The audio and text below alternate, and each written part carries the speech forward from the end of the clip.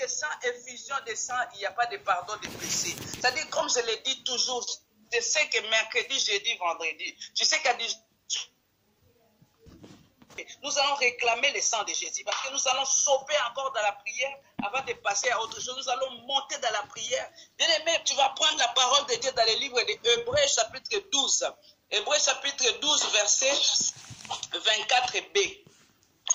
Hébreux, c'est dans le Nouveau Testament.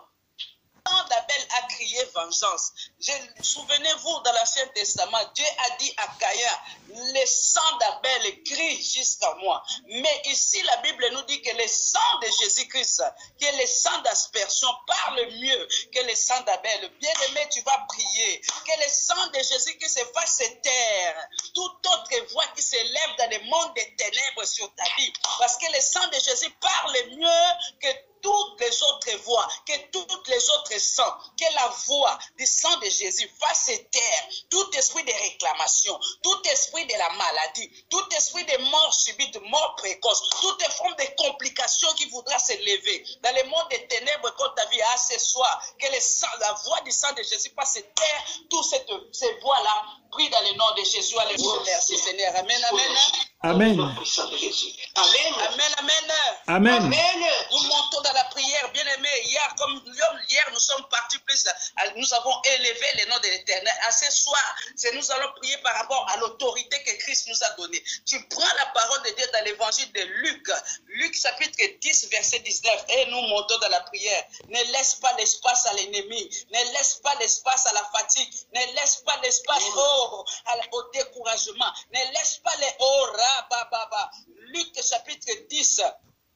Luc chapitre 10, verset 19. Un verset que nous connaissons. Ah, je vais te sentir, je vais te sentir.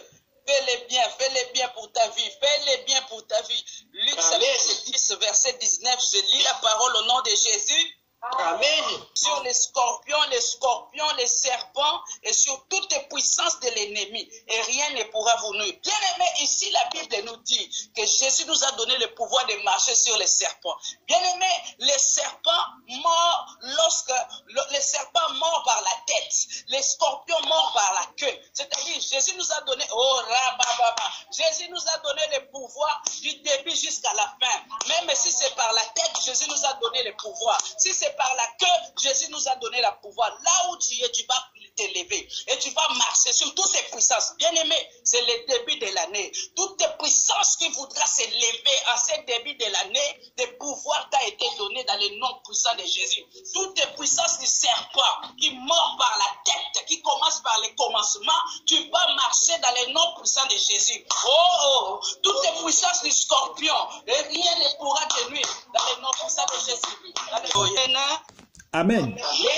Oui, bien-aimé, fais-le bien, fais-le bien. Je vais t'entendre vibrer. C'est-à-dire, lorsque je dis je vais t'entendre, ce n'est pas que tu cries, mais je vais sentir dans mon esprit. Je vais sentir dans mon esprit. Ah, fais-le bien, bien-aimé. Nous montons dans la prière. Tu prends le psaume 115, verset 16. Là où tu es bien aimé, tu vas prendre possession. Nous sommes au tout début de l'année. Nous sommes au début de cette nouvelle décennie. Tu vas prendre possession parce que la terre t'a été donnée. Lorsqu'on parle de la terre, c'est-à-dire là où tu vis, ton travail t'a été donné. Ton travail t'a été donné. Ton quartier là où tu vis t'a été donné. L'église où tu pries, où tu évolues t'a été donné. Parce que l'église est encore sur terre. Alléluia. Amen. Amen. Bien-aimé, commence à faire des déclarations. Commence à faire des déclarations. Je vous ai dit le dimanche dernier. C'est-à-dire dans la jungle, les animaux sauvages, ils marquent leur territoire par l'odeur de leurs urines. Mais toi et moi, c'est par le sang de Jésus-Christ. Comme la terre t'a été donnée, ton travail, c'est à toi de dominer au milieu de tes ennemis. C'est à toi de triompher au milieu de tes ennemis. Toi, tu ne peux pas être tout le temps en train d'être attaqué. Mais c'est à toi de dominer devant les puissances des ténèbres. Donc, commence à prendre possession. Ça a été donné. Commence à déclarer. Amen. Amen. Ah oui, bien aimé. Prends le psaume 104. Psaume 104. Psaume 104, verset 4. C'est les mots. Bien aimé, ne rate pas les départs. Ne rate pas les début. Prends la position, comme on dit, la pole position. Ne rate pas les départs, bien-aimés. Marque les départs dès le début de cette année. Ah, je parle de la consécration. Psaume 104, verset 4. Je lis la parole au nom de Jésus-Christ. Amen. Bien-aimé, tu es au service de l'Éternel. Nous sommes au service de l'Éternel et il fait de nous des flammes de feu. Je vais nous dire une chose. Est-ce que tu as déjà vu quelqu'un qui joue avec une flamme de feu? Non. Est-ce qu'on peut toucher une flamme de feu comme ça? Non. Sans pour autant d'abord chercher à l'éteindre. Non. Est-ce que vous avez déjà vu une mouche qui vient se poser sur une flamme de feu? Non. Non. Vous avez déjà vu une moustique qui vient s'hasarder, même les papillons? Non. Non. Tant que tu es flamme de feu, bien-aimé, aucune mouche, aucune moustique, aucun papillon ne viendra jouer avec toi.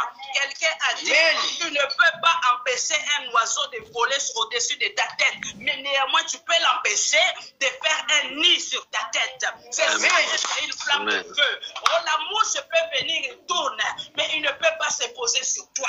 La moustique peut tourner, mais il ne peut pas venir te piquer. Amen. Est-ce que tu comprends ce que je suis en train de dire? Amen. Amen. Et le fait devant des messagers. Bien-aimé, je vais nous dire une chose. Lorsque tu es ami de Dieu, rien ne t'arrive sans que le Seigneur ne te prévienne. C'est-à-dire, les vents vont venir te... Oh, même les vents. Dieu peut envoyer les vents pour venir te dire, attention, ne pars pas à gauche. Les vents peuvent venir, t'amener alors que toi, tu te dirigeais vers la gauche. Les vents te poussent à droite parce qu'il y a un danger. Alléluia. Amen. Tu vas prier, tu vas faire des déclarations que toi, tu es une flamme de feu. Daniela, tu es une flamme de feu. Oh, Olivia, tu es une flamme de feu. Tu fais des déclarations. Oh, tu es une flamme de feu. Dans le nom de Jésus. Dans le nom de Jésus. Nous sommes Amen. Amen. Oui, nous montons. Bien aimé, tu prends toujours le psaume 110, verset 2. Psaume 110, verset 2. Ingrid, domine au milieu de tes ennemis. Irma Emilia, domine au milieu de tes ennemis. C'est à toi de dominer. Toi, tu ne peux plus être dominé, mais c'est à toi de dominer. Parce que l'Éternel étendra des cieux les sceptres de ta puissance. Les sceptres, c'est les bâtons. Et j'ai dit tout à l'heure, les bâtons symbolisent même Jésus-Christ. Amen. Tu as l'autorité de Jésus-Christ en toi. Bien aimé, pourquoi seulement toi, on doit te dominer? Et c'est à toi de dominer, bien aimé, même au travail. Au travail, ne te laisse pas dominer. Amen. Cela ne veut pas dire que tu deviens impoli ou mal poli. Non, ne te laisse pas dominer parce que tu as le sceptre de l'autorité en toi. Tu as Jésus-Christ en toi.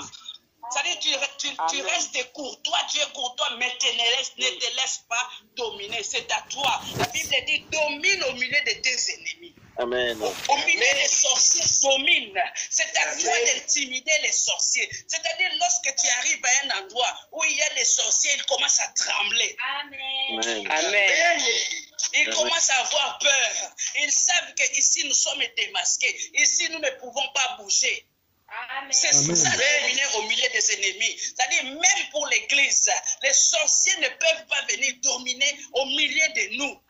Amen. Lorsqu'un sorcier arrive, il faut qu'il sache qu'il y a des enfants de Dieu ici. Il faut qu'il sache qu'ici, il y a le feu. Et je ne peux pas m'hasarder. C'est ça, dominer au milieu de nos ennemis. Et dans le nom de Jésus, il commence à déclarer, domine, domine. Alléluia. Amen, amen. Amen. Amen. Nous sommes toujours dans la consécration. Bien aimé, la consécration, c'est ça aussi. Une personne qui est consacrée, c'est une personne dont l'ennemi a peur. L'ennemi a peur. C'est-à-dire, hier, si l'ennemi venait jouer avec toi, aujourd'hui, c'est fini parce que toi, tu es consacré. Ta vie est consacrée. Amen. Alléluia. Amen. Amen. Ésaïe 59, verset 19. Tu nous as donné en Christ Jésus. Ésaïe chapitre 59, verset 19. J'ai lu au nom de Jésus. Nous, les versets qui nous intéressent, c'est vraiment les 59 et 19b. Mais je vais lire tous les versets. On craindra le nom de l'Éternel depuis l'Occident et sa gloire depuis le soleil levant. Quand l'ennemi viendra, l'Esprit de l'Éternel les mettra en fuite. Amen. Je reprends. Ésaïe 59, 19b. Quand l'ennemi viendra comme un fleuve, l'Esprit de l'Éternel les mettra en fuite. Quand la maladie viendra comme un fleuve, quand Covid-19 viendra comme un fleuve, l'Esprit de l'Éternel les mettra en fuite. Quand les sorciers viendront comme un fleuve, l'Esprit de l'Éternel les mettra en fuite. Quand les dangers programmés par le monde des ténèbres voudront s'abattre sur toi, l'Esprit de l'Éternel les mettra en fuite. Dans le nom puissant de Jésus, monte avec Esaïe 59. Éternel, ta parole, Seigneur, prendra le nom de Jésus. Alléluia. Oh, merci Seigneur. Merci Seigneur. Alléluia. Amen, amen. Amen. Avant-dernier verset, tu prends Deutéronome. Deutéronome, c'est dans l'Ancien Testament. Deutéronome au chapitre 2. Et nous allons lire le verset 7. Je reprends. Car l'Éternel, ton Dieu, t'a béni dans tous les travaux de tes mains. Et il a connu ta marche dans ces grands déserts. C'est-à-dire dans les bons comme dans les mauvais jours, l'Éternel sait. Irma Olivia, ce que tu as traversé. L'Éternel sait 2020, 2018, 2015, 2010. L'Éternel sait. Dans tous les déserts que tu as traversés. Dans les mauvais jours, l'Éternel sait. Mais il dit qu'il t'a béni. Il a béni tous les travaux de tes mains. C'est-à-dire celui qui vient pour voler, celui qui vient pour bloquer, celui qui vient pour, je ne sais pas moi, compliquer des choses, il est dans un état illégitime. Aujourd'hui, il doit laisser la place. Toi, tu dois prospérer. Lorsque la parole de Dieu dit que l'Éternel t'a béni dans tous les travaux de tes mains, c'est-à-dire toi, tu ne peux pas connaître la faillite. Amen. Amen. Les Madianites ne peuvent plus passer par là. Amen. Les Philistins ne peuvent plus venir manger dans ton champ. Amen. Toi, tu ne peux pas connaître la faillite. C'est-à-dire, l'Éternel t'a béni. C'est-à-dire, Joseph, lorsqu'il était chez Potiphar, la Bible dit que Dieu a fait prospérer la maison de Potiphar à cause de Joseph. Amen. Maintenant, toi et moi, Dieu nous a bénis. Bien aimé, lorsqu'on parle de béni, tous les travaux de tes mains sont bénis. C'est-à-dire, tu as un salaire et tu peux vivre de ce salaire du 1er jusqu'au 31 et il te reste encore quelque chose. Amen. C'est ça la bénédiction de l'Éternel. Toi, tu ne peux pas vivre tout le temps. Les 15 déjà, tu es déjà à découvert. Les 10 pour certains d'autres, même les 7 du mois déjà, tu es déjà à découvert. Non, Dieu t'a béni, Dieu t'a béni. Les travaux de tes mains sont bénis de l'Éternel. Tu ne manques de rien parce que c'est lui qui est notre berger. Commence à faire des déclarations avec tes mains. Commence à sont bénis. Tout ce que mes mains vont toucher seront bénis. Tout ce que je vais entreprendre cette année seront bénis de l'Éternel. Laisse-moi cette crise sanitaire ou pas. Notre Dieu ne connaît pas la crise sanitaire. Je vais nous dire une chose. 2020 c'était une année difficile, mais il y a eu des gens qui se sont mariés. Amen. 2020 c'était une année difficile, mais il y a eu des gens qui ont eu des promotions dans leur travail. Amen. 2020, il y a des personnes qui ont eu des bébés. Amen. Même si c'était difficile. Alors 2021, fais des déclarations. Même si les informations nous annoncent, je ne sais pas moi, des restrictions, mais toi tu es béni de l'Éternel. Amen. C'est-à-dire, même au travail, même dans ta maison, Dieu peut te visiter et te bénir. Bénis le travail que tu fais. Fais des déclarations que cette année, tout ce que tes mains toucheront seront bénis de l'Éternel parce qu'il a déclaré, il a traversé avec l'Éternel. Dieu ta parole, au nom puissant de Jésus, alléluia. Amen, amen. Amen. Amen. Le dernier verset avant de passer à l'exhortation, aux questions-réponses. Nous allons prendre Romains chapitre 8, verset 11. Si l'esprit de celui qui a ressuscité Jésus d'entre les morts habite en vous, celui qui a ressuscité Christ d'entre les morts rendra aussi la vie à vos corps mortels par son esprit qui habite en vous. Bien-aimés, Tu es le temple du Saint-Esprit. Je suis le temple du Saint-Esprit. Et la Bible dit, si l'Esprit de celui qui a ressuscité Jésus-Christ d'entre les morts, sache-le aujourd'hui que c'est le Saint-Esprit qui a ressuscité Jésus parmi les morts. Amen. Et c'est même Saint-Esprit qui a ressuscité Jésus parmi les morts. Comme il habite en toi, comme il habite en moi, il est aussi capable de redonner la vie à nos corps mortels par son Esprit qui habite en nous. Tu vas prier en cette nouvelle année que tout ce qui était mort en toi, que le Saint-Esprit ressuscite tes ambitions, que le Saint-Esprit ressuscite tout ce qui était mort, ce que l'ennemi a enterré dans ta vie, que le Saint-Esprit ressuscite, que le Saint-Esprit redonne un éclat dans ta vie, que le dans le nom de Jésus. Au nom de Jésus, alléluia. Amen, amen. Amen. Nous acclamons le Seigneur pour cette première partie. Amen. Amen. Alors, comme je l'ai dit hier, notre sœur Olivier n'était pas là hier. Alors, aujourd'hui, c'est plus les questions. Nous parlons de la consécration. Donc, hier, j'ai repris, j'ai simplifié parce qu'on m'a dit que c'était un peu difficile. Donc, j'ai simplifié vraiment pour ceux qui étaient là hier, ils peuvent le dire. Et donc, j'ai dit, je vais poser des questions et je vais donner la parole à tout le monde. C'est dommage que je vois que notre papa Roberto n'est pas là. C'est dommage. Nous voulons tous avancer. Bien-aimés, arrange-toi. Lorsque nous disons que c'est des enseignements, moi, là où j'ai grandi, lorsqu'on disait des enseignements, c'est-à-dire les ouvriers, la présence de tout le monde était obligatoire. Amen. Obligatoire. Si nous voulons avancer tous d'un même pas, il faut que nous soyons tous aussi en accord. Amen. Amen. Amen. Bon, la première question. Je vais poser la première question à notre frère Pascal, le futur pasteur de cette église. Est-ce qu'on peut acclamer? Amen. Amen.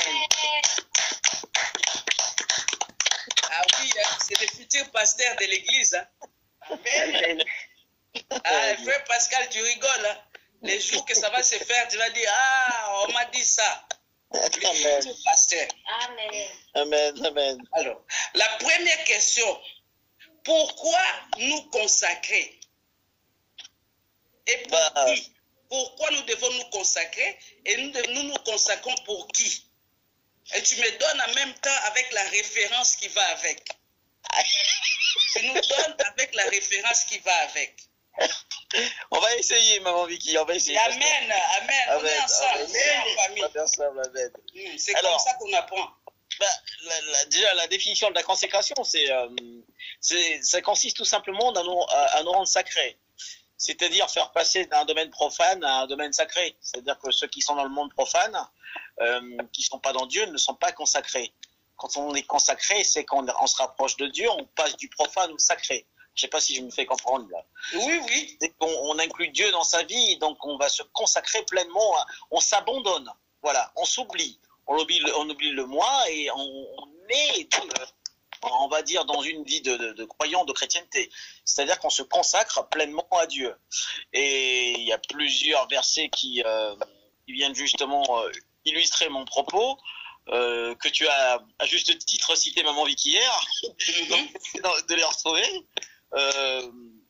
Donc David nous parle aussi de la consécration.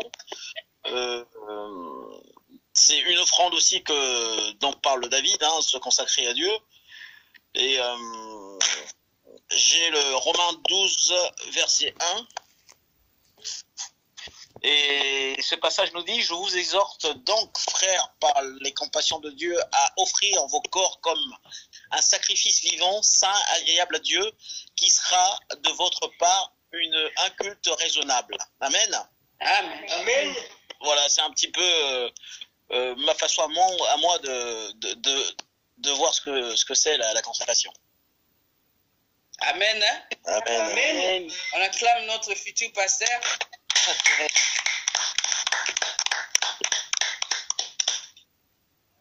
Notre sœur Ingrid, tu peux compléter la réponse de notre frère Pascal, de notre futur pasteur? Oui. Alors, le but de la consécration, c'est faire ce qui est agréable à Dieu, faire son œuvre sur la terre. Il y a la référence dans Hébreux 13.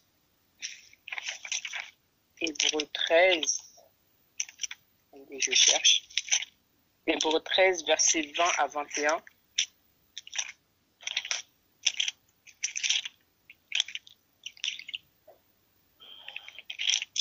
Je lis au nom de Jésus. Le Dieu de la paix a ramené d'entre les morts notre Seigneur Jésus-Christ, devenu le grand berger des brebis grâce au sang d'une alliance éternelle qui vous rend capable de toute bonne œuvre pour l'accomplissement de sa volonté, qu'il fasse en vous ce qui lui est agréable par Jésus-Christ, à qui soit la gloire au siècle des siècles. Amen. Amen. Amen.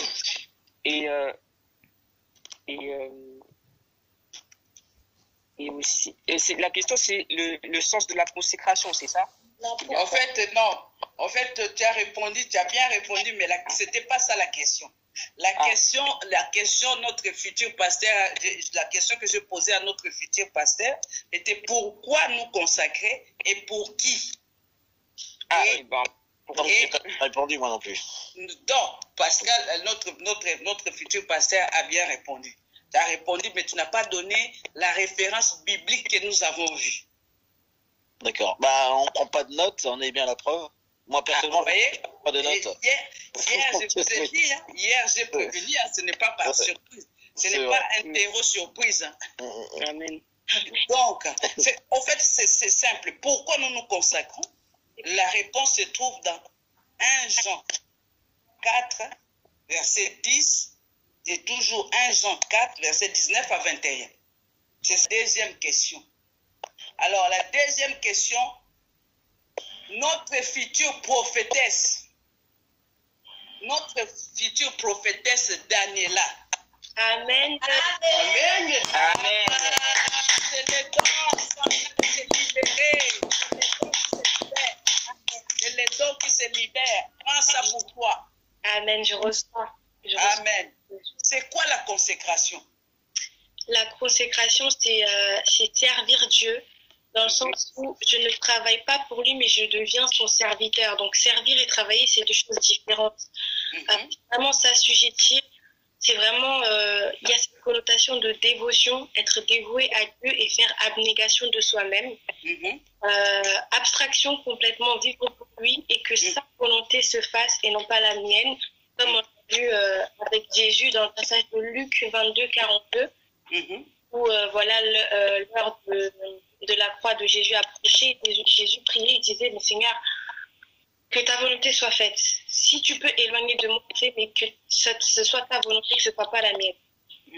Et donc c'est vraiment ça le sens de la consécration. Et, Amen. Amen. Amen. Amen. Amen. Amen.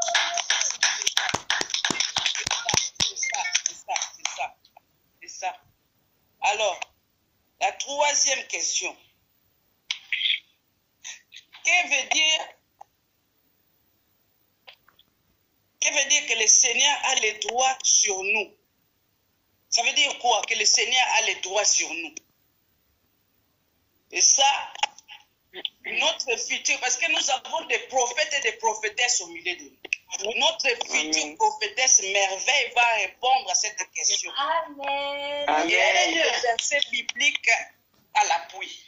Amen. Alors le verset biblique, c'est 1 Corinthiens chapitre 6, verset 19 à 20, qui dit que ne savez-vous pas que vous êtes le temple du Saint-Esprit, et qui dit aussi que Dieu nous a rachetés à un grand prix, si c'est bien ça. Et ça veut dire que nous ne sommes plus la possession de nous-mêmes, que nous n'appartenons plus aux sorciers de notre famille, mais parce que Dieu nous a rachetés à un grand prix et que nous sommes son temple, nous sommes sa possession entière. Amen. Amen. Amen. Et la quatrième question. Je ne sais pas qui d'autre est là, je ne vois pas bien. Ah, Maman Adassa est là. J'étais pas hier. Ah, hier, tu n'étais pas là. Non. Ah bon. Sauvé par les gangs. La sœur Olivia aussi n'était pas là hier. La sœur Emilia était là. Bon, maman Emilia, la question suivante, 4e question. Est-ce qu'Israël est-elle une nation consacrée? Si oui, pourquoi? Et si non, pourquoi?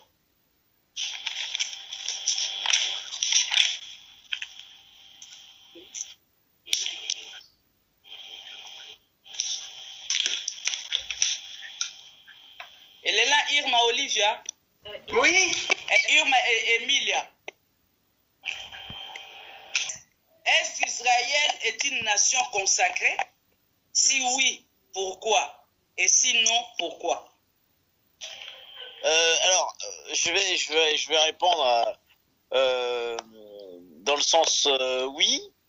Pour moi, hein, parce que c'est un peuple qui a été béni de Dieu, qui était tenu en esclavage en Égypte, qui est sorti de l'Égypte pour aller sur la terre promise via le prophète Moïse, et Esaü qui a fini ce travail-là, en tout cas qu'il a poursuivi, enfin Josué plutôt, si je ne me trompe pas.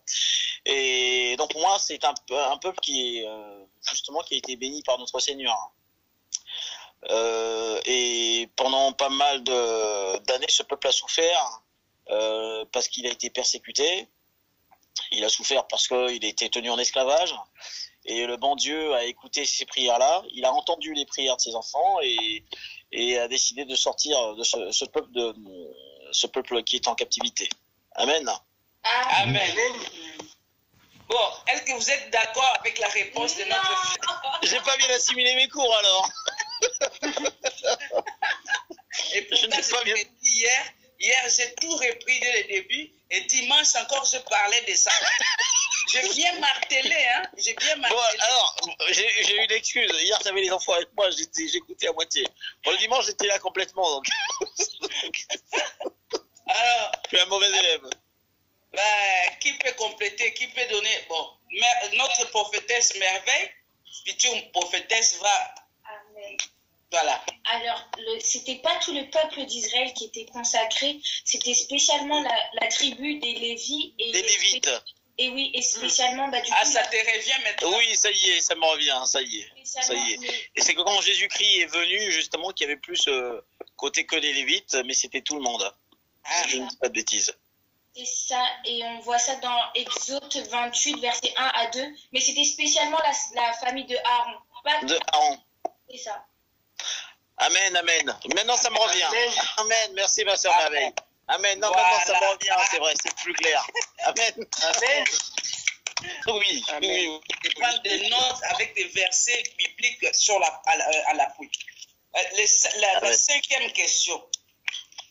Je vais poser la 5e question à notre chère Ingrid, à notre future évangéliste Ingrid. Amen.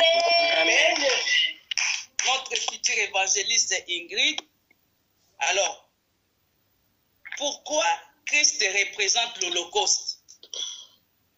Pourquoi Christ représente l'Holocauste? Alors, d'après mes notes, dans Lévitique chapitre 8 versets 21 à 29, on a vu quelle est l'offrande de l'expiation, qui est la préfiguration de Jésus-Christ à la croix. On a l'Holocauste qui rend agréable à Dieu, l'offrande de consécration, le sang qui est la marque de l'amour de Christ, le sang qui a été placé sur le lobe, les mains et l'orteil. On a l'offrande par élévation qui est la base de la consécration et qui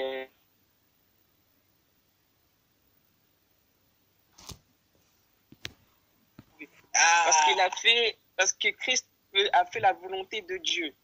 Amen. Amen. Parce que Christ a fait la volonté de Dieu. Voilà. Donc l'Holocauste représente Christ parce que Christ a fait la volonté du Père. En accord avec Luc chapitre 22, 44, donc 42 plutôt. Donc le Christ s'est offert volontaire. Il a fait la volonté du Père. C'est ça, on dit que Christ représente l'Holocauste. Amen. Dixième question. Dixième question. Que voulait dire l'apôtre Paul par offrir un sacrifice vivant?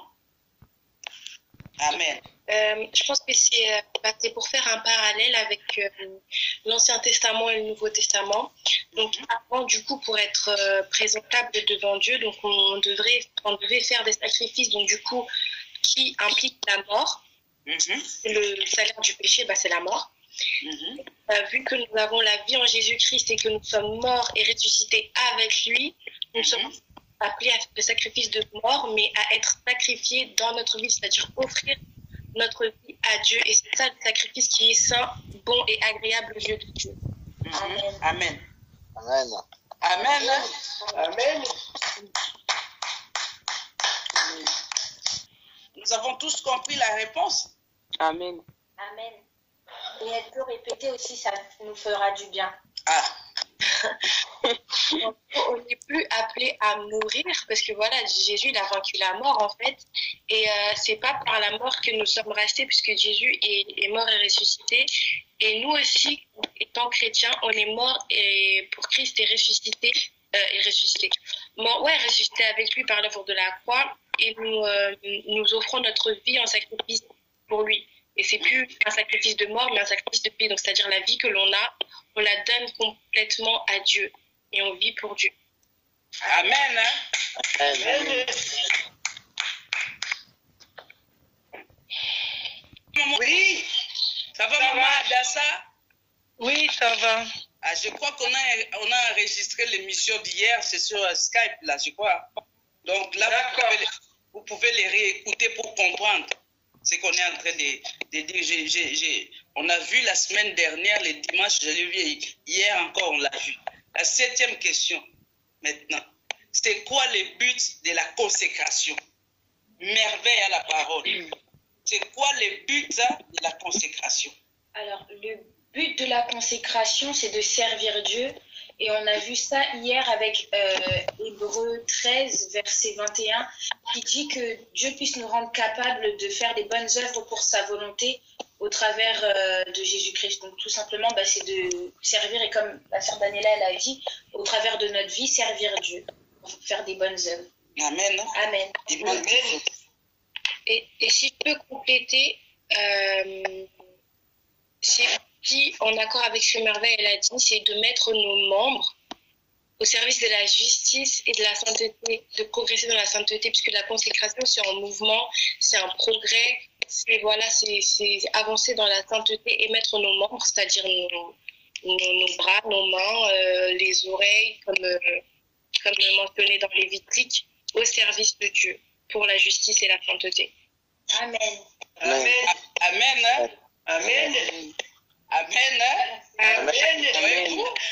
Quand on donne des réponses, c'est là que ça nous revient. Nous avons parlé des mains, des pieds, les sang qui étaient mis sur le lobe d'oreille, sur les mains, sur les pieds. C'est-à-dire, nos mains maintenant sont pour Christ. Là où Christ ne peut pas aller physiquement, il utilise nos membres. C'est ça, c'est consacré. Nos pieds peuvent aller là. Donc, nos pieds sont les pieds de Christ. Nos mains sont les mains de Christ. Amen. Amen. Nous allons poursuivre demain. Demain, nous allons encore aller dans les enseignements et c'est ainsi de suite. La dernière question, parce que là, il nous reste 3 minutes. Qu'est-ce qui nous pousse à donner notre vie à Christ? Et ça, je vais demander à notre évangéliste Ingrid. Qu'est-ce qui nous pousse à donner notre vie à Christ? Alors, ce qui nous pousse à être consacrés, c'est l'amour de Christ qui nous presse. Dans 2 Corinthiens, chapitre 5, 2 Corinthiens, chapitre 5, versets 14 à 15, il est dit, c'est que l'amour de Christ nous presse parce que nous sommes convaincus que c'est un seul, que si un seul est mort pour tous donc sont morts. Et qu'il est mort pour tous afin que ceux qui vivent ne vivent plus pour eux-mêmes, mais pour celui qui est mort et ressuscité pour eux. Et donc, je pense que c'est le point principal qui nous pousse réellement à nous consacrer à Dieu et qui nous pousse réellement à faire sa volonté. C'est son amour transcendant qui fait que nous sommes obligés de faire sa volonté.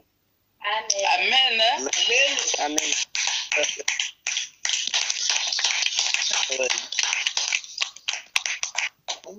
Merci Seigneur. Je vois que c'est bien.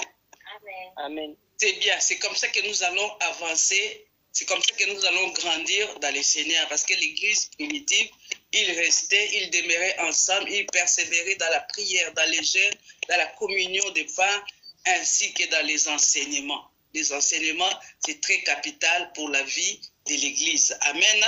Amen. Nous sommes arrivés à la fin. Nous allons nous arrêter là pour ce soir. Nous allons nous retrouver demain. Nous allons poursuivre. Hier, nous nous sommes arrêtés au troisième point. Le troisième point, comment se consacrer à Dieu. Ça, nous allons le voir demain. Amen. Amen. Nous allons prier pour la clôture. Tu vas remercier le Seigneur pour ces moments encore. Tu vas remercier le Seigneur pour le Saint-Esprit qui t'enseigne, qui ouvre ton intelligence. Tu vas remercier le Seigneur pour ce qu'il fait, pour ce qu'il a fait et pour ce qu'il continue à faire dans ta vie. Prions dans le nom de Jésus. Alléluia.